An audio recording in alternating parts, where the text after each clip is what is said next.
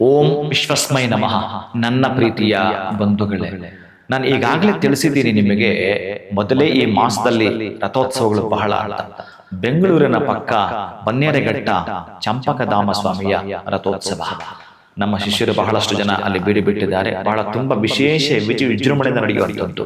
ಅದರಲ್ಲೂ ಇವತ್ತಿರುವ ಆ ತಿಥಿ ಅಂದ ನಕ್ಷತ್ರ ಇದೆಯಲ್ಲ, ಮನೆಯಲ್ಲಾಗುವ ಮನಸ್ತಾಪಗಳನ್ನು, ಒಳ ಅಥವಾ ವರ ಜಗಳಗಳನ್ನ ನಿಲ್ಲಿಸುವಂತ ದಿನವಾದ್ದರಿಂದ ನಿಮ್ಮ ಶಕ್ತಿಯಾನುಸಾರ 3, 5, 7, 9, ಮತ್ತೊಮ್ಮೆ ಹೇಳ್ತೇನೆ, 3, 5, 7, 9 ಇಷ್ಟು ತೆಂಗಿನಕಾಯಿಗಳ ಜೊತೆಗೆ ಒಂದು ಕೊನೆ ಬಾಳೆಹಣ್ಣನ್ನ ಆ ದೇವರಿಗೆ ಸಮರ್ಪಣೆ ಮಾಡುವಂಥದ್ದು. ಅಥವಾ ನಾವೆಲ್ಲೋ ಇದ್ದೀವಿ ಗುರುಗಳೇ, ನೀವು ಹೇಳೋ ರಥೋತ್ಸವಕ್ಕೆ ನಾವು ಹೋಗ್ಲಿಕ್ಕೆ ಆಗಲ್ಲ ಅನ್ನೋದಾದ್ರೆ, ಕೊನೆ ಪಕ್ಷ ನಿಮ್ಮ ಹತ್ತಿರದ ದೇಗುಲಕ್ಕೆ ಈ ದಿನದಲ್ಲಿ ಮನಸ್ತಾಪಗಳಿಂದ ದೂರವಿರಲು, ಸುಖ ಸಂತೋಷದಿಂದ ಹತ್ತಿರವಿರಲು ಕನಿಷ್ಠ ಪಕ್ಷ 3 ತೆಂಗಿನಕಾಯಿ ನಿಮ್ಮ ಶಕ್ತಿಯಾನುಸಾರ ಬಾಳೆಹಣ್ಣನ್ನ ದಾನ ಮಾಡ್ತೀರಿ. ಓಂ ಶ್ರೀ ಚಂಪಕಧಾಮಾಯ ನಮಃ.